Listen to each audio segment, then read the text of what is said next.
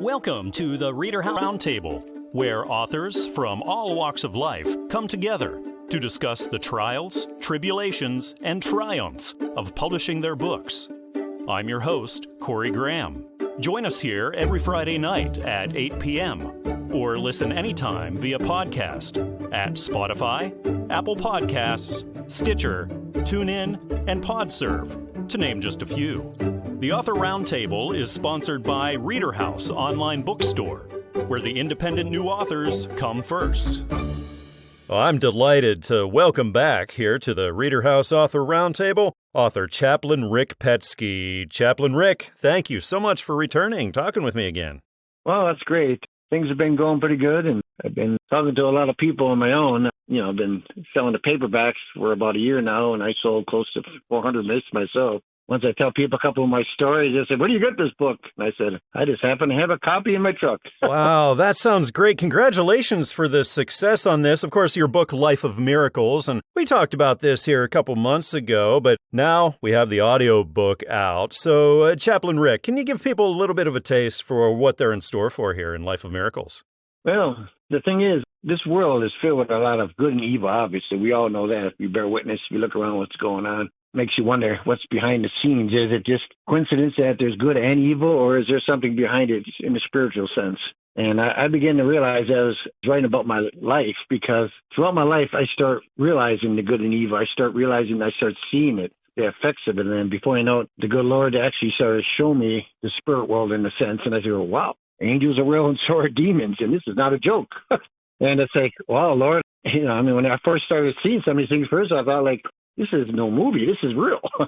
When I seen real demon-possessed people, it's like, it freaked me out. I wasn't afraid, but it was like, wow. Foaming at the mouth, the glossy eyes. Everything you see in Hollywood, and it's like for real. And it's like, it blows your mind when you first see it, trust me. So my book was basically about how real God is. It's the battle between good and evil, how Jesus takes care of them that walk by faith, to show that angels are real, both good and fallen angels. The supernatural world is real, and how to believe in Jesus and, giving you divine protection from evil and danger. There's some scriptures that kind of help you understand what God did for me and what he'll do with anybody that believes. And I kind of wrote a book to encourage people, let them know that not only God loves you, that he died for you and he cares for you, and he wants to come in your life, but he wants to protect you. He wants to take care of you. I have learned from experience many times whenever I was in danger of being electrocuted or drowning when I was 9 years old. I can go on and on. If you look throughout my story, they're going to see stories where I should have died from some bizarre encounters, but yet I'm walking away every time without a scratch. It was definitely divine intervention each time, Yeah, Chaplain Rick, what were those scriptures that you were referring to? Yeah, the scripture is that, first of all, this one is about how angels, and I actually had encounters where I actually talked to 3 angels in this church once, and they would have to read the book, but pretty much I talked to these angels, they talked to me, I shook their hands, they were real. They said they had to leave, that God's time rose up, and I said, I'm thinking they were whacked or something, say. And then they ended up leaving, and I ran outside, and they were gone. And I go, they didn't even drive off of the car. These 3 hippies just literally disappeared. There's no way. And I'm thinking, I'm just seeing things. So later on, I talked to someone in the church, and they were saying, Paetzke, who were you talking to in the church? And I says, these 3 men, and they came, and they says, well, we didn't see who you were talking to. But I'm sorry, I felt them, I touched them, they were real. I know I wasn't dreaming. And, being in church, I don't do drugs, what I'm saying? But here it is. It says, stay on good terms with each other, held together by love. And this is in Hebrews 13:2-4. Be ready with a meal or a bed when needed. Why some have extended hospitality to angels without even knowing it. So there has been desiring things in my book where I had to send the angels or something, because a lot of times I got help and these people were gone. And I don't know where they went to, but yet whatever they did for me, it worked. Then also God, promised to do this to all the believers if they have faith. As it says here in Isaiah 41:10, descendants of my good friend Abraham, because anyone that believes in, Jesus Christ is a friend of Abraham according to Jesus' teachings. I pulled you from all over the world, called you in from every dark corner of the earth, telling you you're my servants. This is from the Message, by the way. Serving on my side, I picked you up. I haven't dropped you. Don't panic, I am with you. There's no need to fear, for I am your God. I'll give you strength. I'll help you. I'll hold you steady. Keep a firm grip on you. That's just some of the scriptures right there. Then there's literally where the angels are mentioned, that they'll protect you. And Psalms, you who sit down in the high God's presence, spend the night in Shaddai, Soileau. Say this, God, you're my refuge. I trust in you and I am safe. That's right, he rescued you from hazardous hidden traps, shields you from deadly hazards. The huge outstretched arms protected you. Under them, you're perfectly safe. His arms fend off all harm. Well, I think a lot of readers, a lot of listeners are really going to find hope in this book. It's titled Life of Miracles, written by Chaplain Rick Paetzke, published by the Audiobook Network. So get on Audible or get on the Apple iTunes Store or Amazon, and you can pick this audiobook up. And Chaplain Rick, thanks again for joining me. It was really nice talking with you again, and I hope we get to do it again soon. Oh, yeah, and I hope you check it out because this book will really bless you and spread the word to other people. Lord bless you, and I appreciate your time, sir.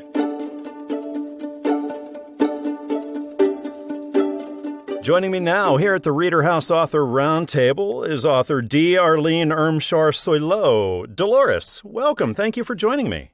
Well, you're welcome. I'm glad to be here. I'm glad that you're here. You have a new book out in stores. It's so exciting. It's titled Bible Journey in Song, Rhyme, and Verse, with stops to explore 70 songs, 66 memory gems. Dolores, what are people in store for here? What I have in store is rhyming content to every book of the Bible paired with tunes in public domain. And I wanted children to learn about the content of each book, whether they are homeschooled in a classroom or with family at home, and also to be able to recite a verse from each book. So this is a children's book then? Yes, it is. However, the lady who wrote my foreword thought it could be a fun book for adult Bible studies, too. Dolores, how were you inspired to write this book? How'd you get the idea to sit down and start writing it? Well, my own Bible study made me wish to make the Bible more exciting to children because the treasures I found inspired me so much. And how long did this take you once you started out? Most of it was done during the pandemic, in the room and isolated, and did most of the work there. Some of it had been done. I had planned this book for about 30 years, believe it or not. Wow. I believe singing in rhyme is the easiest way to make learning permanent, so that's why I chose to do the rhyming content for each book, pairing it with a tune in public domain. Of course, these tunes range from classics and hymns to folk tunes and songs that are familiar to children. Chord names are there to help people who want to accompany with piano or guitar, and if people can't sing, the rhymes may also be spoken and be just as valuable. Dolores, what's your writing background look like? Have you ever done anything like this before? Not like this, no, sir. What was it like when you open up the mailbox and there it is, your first copy, and you actually get to hold your book? What was that moment like? Oh, it was very lovely and rewarding. And do you think you would do it again? Do you see yourself writing, publishing more in the future? Not right now.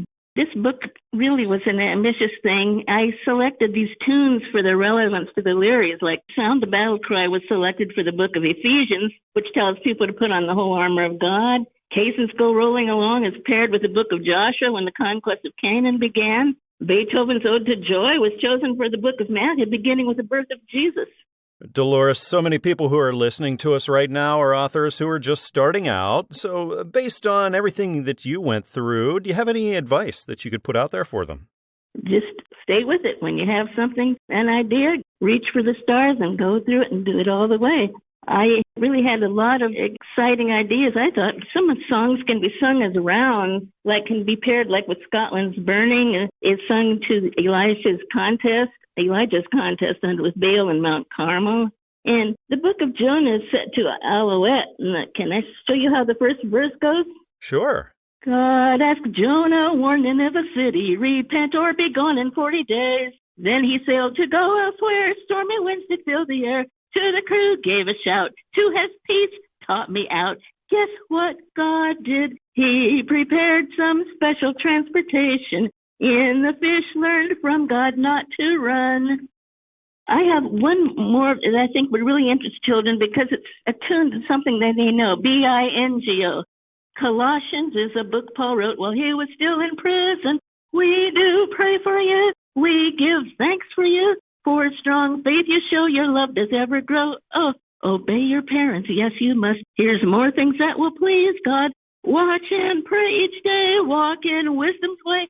Guard your speech always by watching what you say. Hey, I hope everybody else loves it too, and that it helps children learn more about the Bible. That was my biggest goal. And now that you have your book out there, Dolores, and you did it, what's the most rewarding aspect of it all for you now of being a published author? People who have already bought it telling me how much they enjoy it and are liking it. Well, I think a lot of people are really going to love this book. Again, it's titled Bible Journey in Song, Rhyme, and Verse, with stops to explore 70 songs, 66 memory gems. It's written by D. Arlene Ermshar Soileau and is published by Christian Faith Publishing. You can grab this book up everywhere, so go on to Amazon, Barnes & Noble, iTunes, and traditional brick-and-mortar stores, and you'll be able to find this book. Dolores, thank you so much for coming on the show and telling us all about this wonderful book. I had a nice time talking with you. Well, thank you. I appreciate your time. Right here now at the ReaderHouse Author Roundtable, I'm joined by author Paul V. Zylstra. Paul, welcome. Thanks for being here tonight. Thank you very much. It's my pleasure. You have a new audiobook just came out titled Work for Yourself, 20 Questions You Must Answer to Start Your Own Business. Paul, what can readers expect in this audiobook? They cannot expect me to tell them what to do to make money. The book assumes that you already have something to sell, a service or a product or something. What it does do is tell you what it takes to start a business. It takes you through 20 questions that every businessman has to ask. And it also gives you hints as to where to find the answers to those questions. What prompted you to write this book, Paul? What was your inspiration? Well, I started my own business in 1991.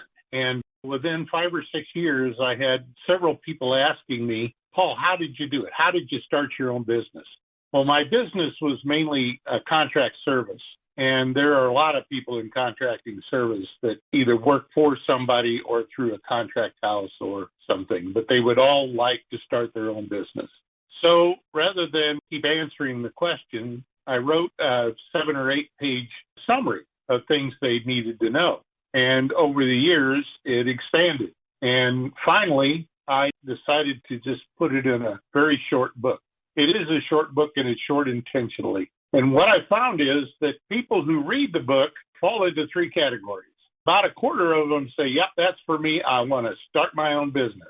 Another quarter say, that looks like an awful lot of work to me, and I don't think I want to do that. And the rest of them fall somewhere in the middle and think, well, maybe at a future time, I'll reconsider this. But it weeds out those people who really shouldn't be starting a business, and it encourages people who really do need to start their own business. Paul, when it comes to writing and publishing and all that, are you new to this or have you done it before? I have been doing technical writing for the last probably 45 years, and usually manuals, machine guides, operations manuals for processes or machines, studies, electrical, environmental, whatever.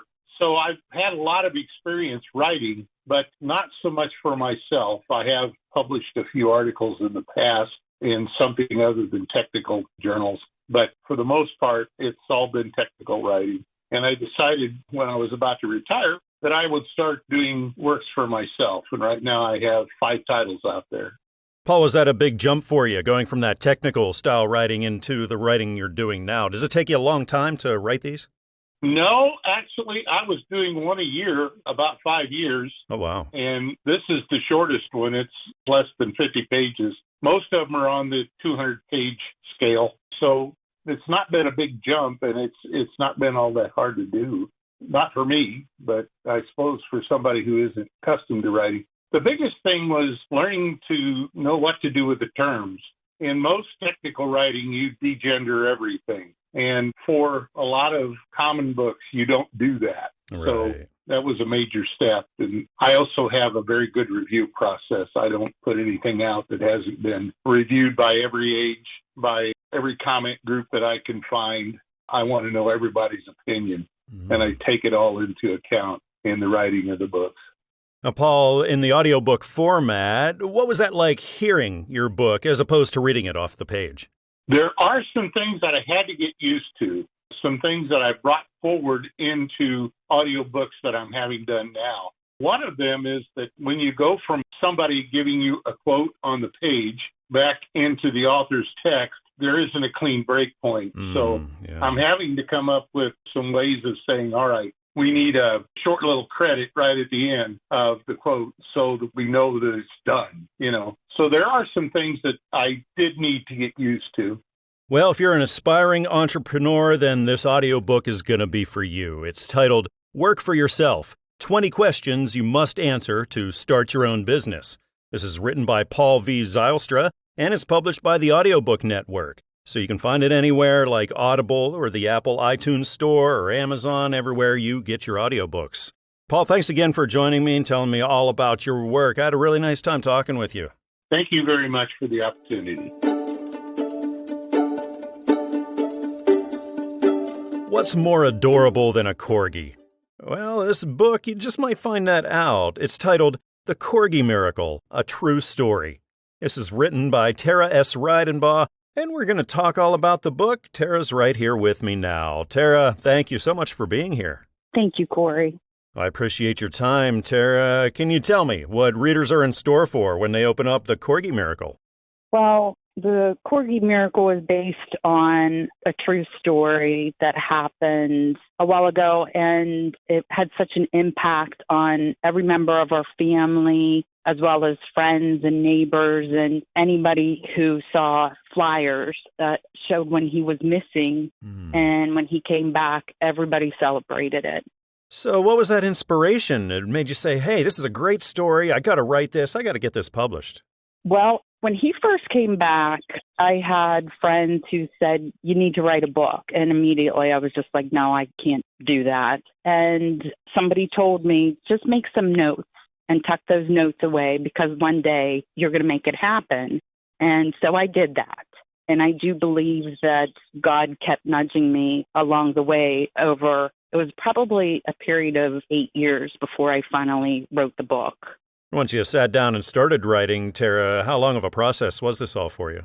It was not long at all. It just flew by. It was as though God had it all coordinated. I just pulled that piece of paper out that had my notes on it and started writing. I had it written probably within 5 months and just kept poring over it and was afraid to do anything with it, honestly. So that was what took the longest part.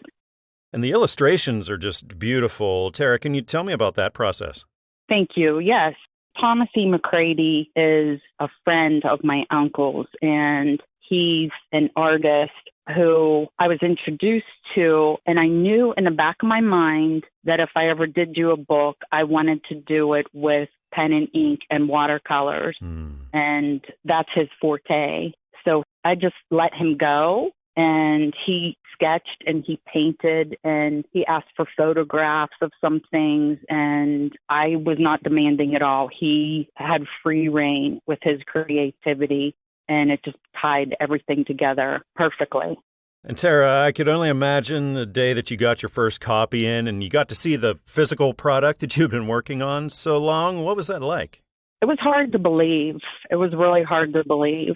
We celebrated, and it's still hard to imagine that other people are going to appreciate this as much as we do, and to look at the reviews, which is obviously important to help push the book out there, to see the people appreciate it for what Thomas and I had envisioned it for. And every word in this book is true. There is not one bit that is made up. And probably the most inspirational thing when I was coming down the line of, like I said, I just got a whisper every now and then from the Holy Spirit. And the last time he did, I said in my head to him, I was like, okay, as soon as I find my copy of The Velveteen Rabbit, I'll start.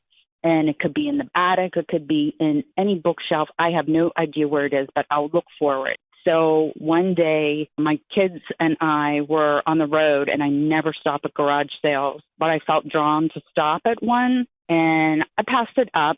And then an hour later, we passed it again, and it was still open, and I was drawn to it. And so I said, do you guys mind if I run in there? No problem. Got out. So I walked through the garage, and in the back corner, there were stacks of books on a table, and the very top book was The Velveteen Rabbit. So, of course, I bought that, and I just told God, all right, I'm going to do it, because if I didn't, it would be really rude to keep ignoring you. I know a lot of people are really going to be touched by this story. It's titled The Corgi Miracle, A True Story. This is written by Tara S. Reidenbaugh, published by Christian Faith Publishing, It's available anywhere, so Amazon and Barnes & Noble, iTunes, and traditional brick-and-mortar stores will all have this book. Tara, I really enjoyed talking with you tonight, hear all about your work. Thanks again for joining me. Thank you for having me. I appreciate it. The second book in the Stepping series by Minister Kent Earls just came out, and it's titled Discovering God's Secrets, The Revelation for All of Humanity, Part 1. Minister Kent is right here with me now at the ReaderHouse Author Roundtable, and we get to chat all about the book. Minister Kent, thank you for joining me here. Oh, thanks so much for the opportunity, Corey. What can readers expect when they open up Discovering God's Secrets? What you'll find is every human alive on the earth is in the book. God planned every human being that is birthed into the earth. He planned them in the Bible. There's a scripture pertaining to your specific life. Unfortunately, that's not widely known, but that's the essence of the book. Everybody alive is in the book, and you're not supposed to be here trying to figure your life out on your own because God has the plan. That's what it is about. Well, Minister, who are you speaking to here? Was there a specific audience you had in mind? Well, the entire human populace, everybody alive on the earth is in the book, and that's how special each one of us are. God has a plan for us, even regardless of whatever walk of life you're in. That's what you're here to do, the will of God. And how are you inspired, Minister Kent, to start this series, to begin writing all these books? Well, if you know what praying in the Spirit is, I've had a relationship with God. I was initially saved in 1978 and 15 years old, but I've developed over the years praying in the Spirit. And out of that prayer was when God begins to speak, and he began to reveal certain things to me. Initially, he told me about the book in 2004. And at that time, I didn't have the understanding to actually grasp it. I didn't think I could write a book. And then, Minister, that day comes and you finally get your first physical copy in and you're holding your book for the first time after all that hard work. What's that moment like? Yeah, for me, it was like, man, I finally got this thing done because, after being told from 04 to now, it's like, oh, my goodness, I finally got it done. So it was like a sigh of relief, because God had been talking to me about it for, like I say, all the way back in 04. And, of course, this is Discovering God's Secrets, The Revelation for All of Humanity, Part 1. I assume Part 2 is in the works. Do you have more planned after that? I do. I'm working on the cost of disobedience. What it costs me every time when God gives an instruction, if we fail to obey it, it costs you something, and it delays or it'll hinder your forward movement. And so that's the Part 2 of it coming. And doing this kind of thing, as you know, can be quite the learning experience, Minister Kent. So do you have any advice now that you could throw out there for authors who are just starting out? I would say to any author is, the first thing is, what are you passionate about in this particular life? Is there anything that you're passionate about? And then once they told me what they were passionate about, then I asked them, tell me 3 or 4 things about your passion that you could convey and tell me about. And once they told me those 3 or 4 things, I said, you now have your own book. That is a book that you could write, and with the first 4 chapters of it. The passion with whatever those 3 to 4 things that you just told me, in essence, is your book. That would be my encouragement to anybody to do it. If I can do it, anybody can do it. Yeah, that's great encouragement. Yeah. While you were writing all these books, Minister Kent, did you ever hit a place where the writing got kind of tough? You might have got writer's block or just the words weren't coming out. And then how do you get past hurdles like that? Yeah, you know what? Fortunately, again, it was birthed out of prayer. So often I have a routine in the morning when I get up and I try to go and pray and talk to God first to find out what he had me do, what are my instructions for the day. And when I hear the Holy Spirit say, let's write today. So for me, it was more like dictation. I was writing out of my spirit, and God gave it to me. I just wrote it and put it on the paper. So the writer's block thing really, for me, really never became an issue. The issue more or less when I first started in 2010 was more or less just the belief aspect. What am I doing? Who do you think you are? Except getting over that hurdle. But I overcame it and I made it. Well, I'm glad that you did. Yeah. Well, I know that readers are definitely going to further their understanding of the Bible when they pick up this book. It's titled Discovering God's Secrets, The Revelation for All of Humanity, Part 1. It's written by Minister Kent Earls, and it's published by Christian Faith Publishing. You can find it everywhere, so Amazon, Barnes & Noble, iTunes, traditional brick-and-mortar stores. You can find this book all those places. Minister Kent, thank you again for joining me and telling me about your work. I hope we get to do this again. Corey, thanks so much. I appreciate it. Is God listening even during our toughest times? Well, this book we're talking about now offers some words of encouragement. It's titled John 17 and the Power of Prayer, a study of the prayer of Jesus in the fourth gospel. This is written by Judith A. Diehl, and Judy is right here with me now at the ReaderHouse Author Roundtable, and we're going to talk all about this book. Judy, welcome. Thank you for joining me. Thank you so much. Can you tell me what readers will find here, Judy, when they open up John 17 and the Power of Prayer? This book is basically about prayer, not necessarily how to pray, but who to pray to. A prayer should be a joyous connection. A loving, living God is talking to us and with us through the Holy Spirit. Prayer seems really complicated, but actually we are worshiping with a whole team, Father, Son, and Holy Spirit. So that's kind of what this book is about. Judy, what gave you the idea? What inspired you to write this? Well, years ago, I went to Scotland to get a PhD in the New Testament, and I wrote my doctoral dissertation. They call it a doctoral thesis in Scotland, but I wrote my thesis on John 17, and there were some epithets, what we call titles, within that prayer that really puzzled me. That Jesus refers to his Father as the Holy Father and the Righteous Father. And I kind of skipped over all this when I was doing my dissertation, but it always kind of bothered me. It kind of sat on the back burner of my research and my theories, and I really wanted to figure out why John used those titles for God. And so that spurred a lot of research and information about the Father God, about the Son, about the Holy Spirit, who's referred to in John's Gospel as the Paraclete. And he refers to him nowhere else like that. And Judy, once you started writing this, how long of a process was this until it got out there for people? Well, it was certainly a long time thinking about it and and researching it. But I probably started writing it a couple of years before it really went to the publisher. And when it finally came in, after it was all done and the physical copy was ready, you're finally holding this in your hands and you look at it, your name's on the cover and everything. What was that moment like? Well, it is exhilarating. It's a feeling of relief. Hey, it's done. It's a feeling of gratitude, that I know that I didn't work on this all by myself, that there was some divine help all the way along. And so I was very grateful. I was very relieved and very exhilarated, just excited about seeing it. You talked about having some divine help there along the way, Judy. Were there other people in your life who knew you were doing this and they could be there to help you out or at least encourage and motivate you? Well, yeah, certainly my husband probably most of all, because we lived together and he was with me all the time experiencing my ups and my downs. And he was always there to encourage me and to help me see that there was an end. There was light at the end of the tunnel. Judy, do you think you would do it again? Do you see yourself writing and publishing more? I do. In a lot of ways, it's not right around the corner for me, but one of the things that I fully believe is that God calls us to do things, and I believe that I was called to do this book because it would not let me go. So if God calls me to do something else, then I will do it.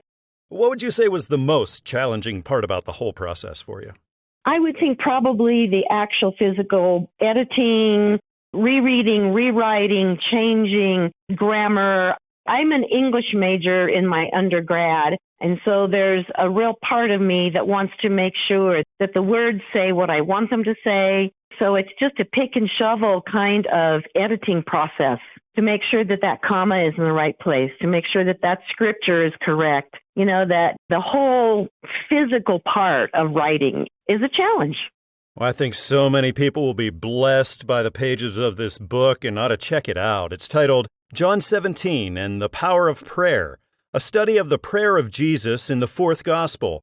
This is written by Judith A. Diehl. It's published by Christian Faith Publishing. You can get it everywhere, so get on Amazon, go to Barnes & Noble, get on iTunes, or take a walk down the street to your local bookshop, and you'll be able to find this book. Judy, it's been wonderful talking with you here tonight. Thank you so much for joining me. Well, thank you, Corey. I really appreciate the interview. I'm holding a book now that's a continuation of the Morning After series by Jason B. Kruse. This one's titled The Enemy Within. We're going to talk all about this book. The author, Jason, is sitting right here with me now at the ReaderHouse Author Roundtable. Jason, welcome. Thank you so much for joining me tonight. How you doing today? I'm doing great now that we're talking about this book. Jason, can you tell us about the series and about what's in this book, The Morning After, The Enemy Within? Yeah, basically it's about aliens, interstellar alliance of alien worlds, and that the human race, Earth, was a part of this alliance a long time ago. A virus broke out, and they created a zombie outbreak herd, destroyed almost the entire Earth. They evacuated it.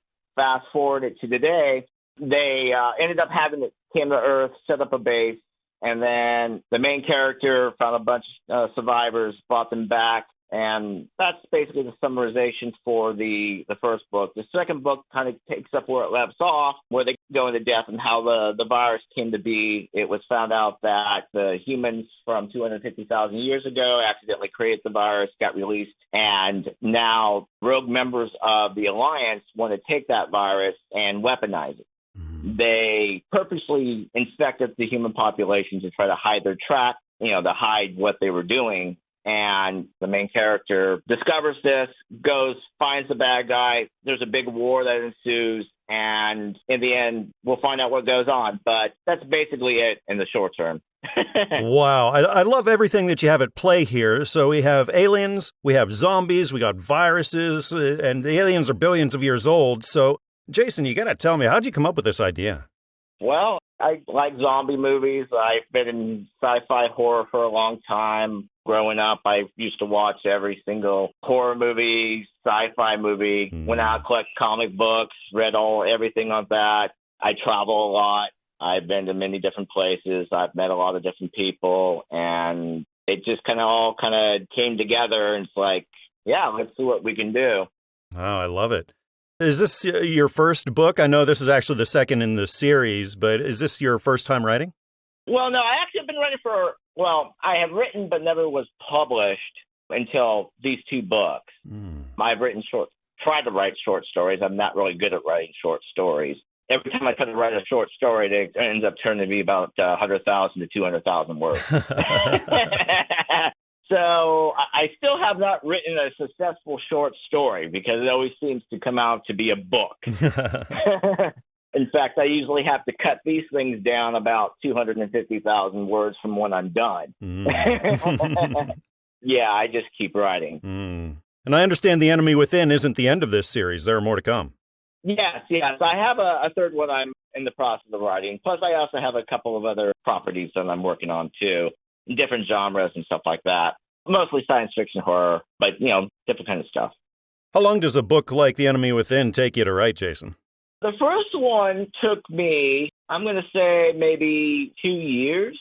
I wasn't working on it all the time. I actually still have a normal 9-to-5 job. So I kind of did it when I had time and all that stuff. The second one actually took me a year. Not even that. If COVID didn't come around and all that stuff, I would have probably had it done in about 6 or 7 months. The second one was actually very much easier to write than the first one, since I kind of already had the base idea of what was going to happen from the first one, because it's literally a continuation. It's a year after the first book, but, going into the character development, which I already kind of had, I just fleshed out the characters a lot more, bringing some growth and some change to each of the characters, and I focused on certain characters more than in the first book, because it was like a whole group of people trying to survive, trying to get back to the outpost. Well, this one, they're already there, and now they're just trying to go out and save as many human lives as possible. Well, I think readers are really going to love this book and this whole series. This, of course, is part of the Morning After series. It's titled The Enemy Within. It's written by Jason B. Kruse. It's published by Newman Springs Publishing. It's available everywhere, so go to Amazon or Barnes & Noble or iTunes or walk down the street to your local bookshop and you'll find this book. Jason, again, thank you for coming on the show and tell me all about your really creative work here. I really enjoyed our time. Yeah, me too. Thank you. The Adventures of King Ragamite and His Rago Knights. It's the name of the new book. It just came out, written by K.D. Holmes. And right here at the ReaderHouse Author Roundtable, we get to talk all about this book. K.D. is here with me now. K.D., welcome to the show. Thank you for joining me. Thank you for having me. I'm really excited to be talking about the adventures of King Ragamite and his Rago Knights. Can you tell me what the book's about, K.D.? Basically, what it's about is it's about a bunch of turtles and what they go through and their adventures and everything. And the princess, she gets kidnapped and what they go through to try to get her back and everything. And then they come up with different, aspects while they're along the way in new things of, I discovered this and I discovered this, and they meet new people, and it's all, you got new angles and everything about it. So it's not just one set thing. Every turn is something different. Oh, wow. KD, what readers do you think would enjoy this the most? Well, I wrote this for, children aged 4 or 5 on up to, I want to say teenage, early teenage years. I know that I've got young kids in my family and that are around those ages, and every one of them have absolutely loved it, from the young ones down to the teenagers. And so I think that would be a really good market area. How did the idea for this story come about, KD? What was your inspiration? Well, my daughter at the time, she was very young, and she used to read books all the time, and she always wanted to know what was next. And I couldn't buy any more books for her because she read them all. And so she looked at me one day and she said, "Hey, Mommy, what happens next?" And I was like, you know what? So I started writing. So I wrote this for her. Now, before this, have you ever written or published? No, I've written a whole lot of things, but this is the first one that I've ever gotten published. Congratulations. It's such a big deal. You should really be proud of that. Thank you so much. I absolutely am. Did this take you a long time to write and then put through that publishing process? It took me about 6 months to write it and about a year from start to finish on publication. So it took you about 1.5 years of hard work to get this book out there. So finally that day came and the book comes in the mail and you get to hold it. You get to see this thing that you were working on for so long. KD, what was that like for you? It was absolutely surreal. I mean, I've been waiting for that day. And then, my daughter got it in the mail and she said, "Mom, I know what this is." And I opened it and honestly, I cried because there it was. What are the chances that there'll be more adventures? We'll be seeing more writing from you. There's a very, very large chance because I absolutely love doing this. And, I can't wait to, get more out there and, let people read more about the adventures and everything. I'm sure it was quite the learning experience for you. Did you have anything that you learned or picked up along the way that you could offer as advice to other first-time authors? I guess the biggest thing that I would say is do research on your target audience. That's, it's a lot of what I did.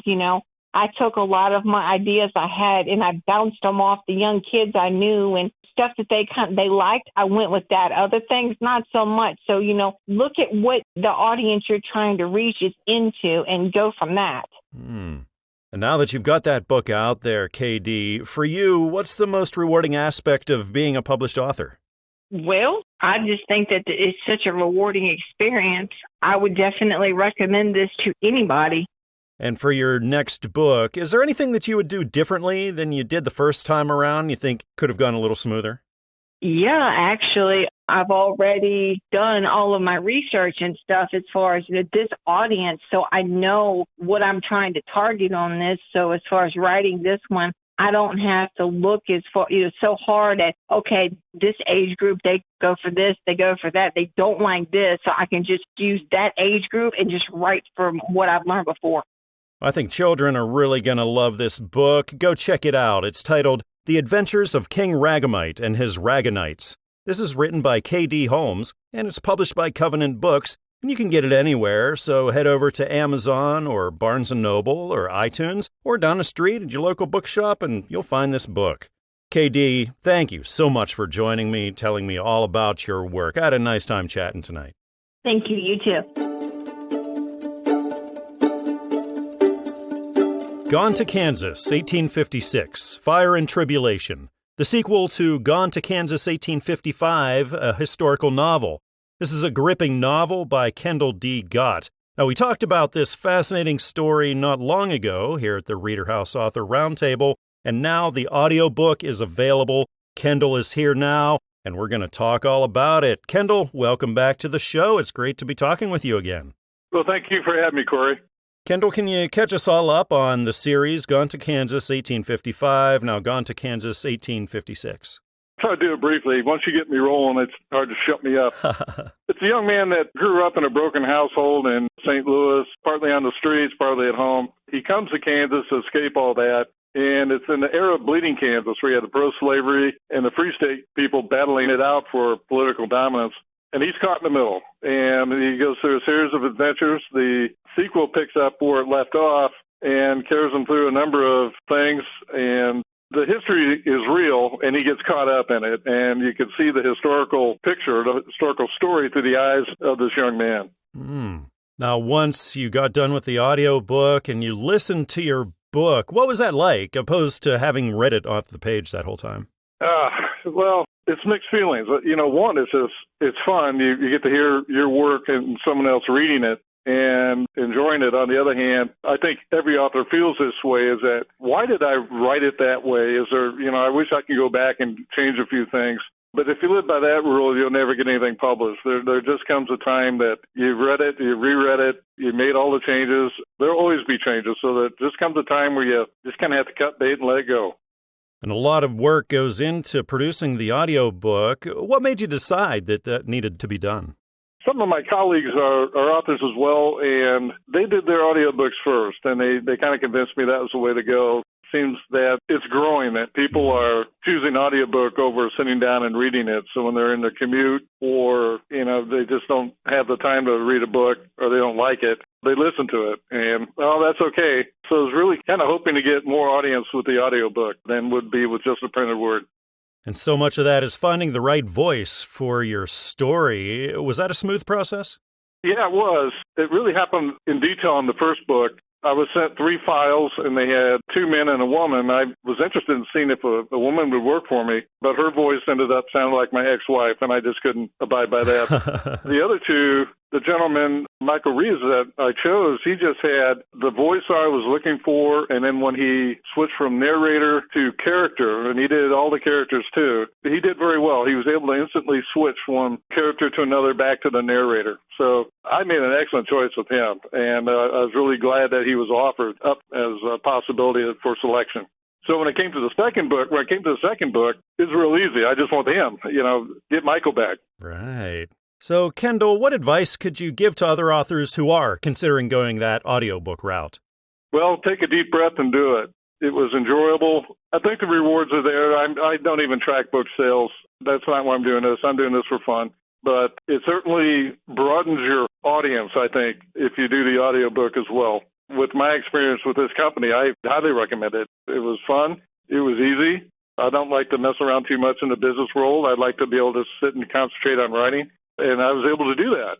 Everything was kind of taken care of. Now, Kendall, I love that you're doing this just because you love to do it. So are you working on anything now? Can we expect anything more from you here anytime soon? Well, I have a pile of notes and a noggin full of ideas for the 3rd chapter or the 3rd book of the story Gone to Kansas. Right now, that's where I'm kind of leaning towards. I'm just going to continue the story, not even finish it. But I have a couple ideas too. So I'm just kind of sitting on that fence, and I just need a slight breeze to push me off one way or the other. I think a lot of readers and a lot of listeners are going to love this book. It's titled Gone to Kansas 1856, Fire and Tribulation, the sequel to Gone to Kansas 1855, a historical novel. It's written by Kendall D. Gott and is published by the Audiobook Network. So head on over to Audible or the Apple iTunes Store or Amazon. You can pick it up. Kendall, it's been great having you on the show and talking all about this book. Thanks again for being here. Well, again, thank you so much for having me. Making Rounds with Jesus. A physician looks at the ministry and mission of Jesus. That's the new book. It just hit stores, written by Kenneth C. Parsons, M.D., and Ken is right here with me now at the ReaderHouse Author Roundtable, and we're going to talk all about this book. Ken, welcome. Thank you for joining me. Thank you, Corey. It's a pleasure to be here. Well, the pleasure's all mine. I'm excited to find out what you've written about in Making Rounds with Jesus. Can you tell me about this, Ken? Sure. I became fascinated with the whole phenomenon of Jesus and his ministry pretty early on in my Christian history, but it wasn't until about, I'd say 12 or 13 years ago that I really started to focus on the way Jesus taught and the way he developed his disciples. And so I started reading the Gospels with a greater sense of awareness of what was going on in any particular episode or the scene, if you will. A good way to think about it is the scenes that you see in the Gospels. And what I saw was familiar to me because I had encountered this teaching method when I was in medical school. We called it see one, do one, teach one. And Jesus was teaching the disciples how to minister to people, how to teach people, how to interact with people. And the process of doing that seemed very familiar to me. So that's what I started focusing on. Ken, did you have a certain readership in mind when you were writing this? Were you speaking to certain people? Well, I think it's relevant to anybody who enjoys reading scripture, but it's particularly relevant to people in healthcare because we've had this training experience of making rounds with more skilled physicians, or it would also apply to nurses or dentists or other healthcare professionals. This is how we learn. We learn by watching and paying attention. Ken, when it comes to your writing background, what does that look like? Have you done anything like this before? I have not written anything along this line. I have written for medical literature in a few settings in the past. It's very different, as you might imagine, from this sort of writing. Did Making Rounds with Jesus take you a long time then to write and get published? Well, it shouldn't have. What I had to come to grips with was that I had two character flaws. Incidentally, character flaws, that's the way we say sin when we don't mean to say sin. I had two character flaws. One was I procrastinated, and the other was that I was a perfectionist. And so my writing took a lot longer than it should have. And it's embarrassing now to look back on the fact that it took me 12 years to write this book. Ken, a lot of people listening to us right now are authors just starting out in this all. Is there anything that you've picked up along the way that you could pass on as some advice?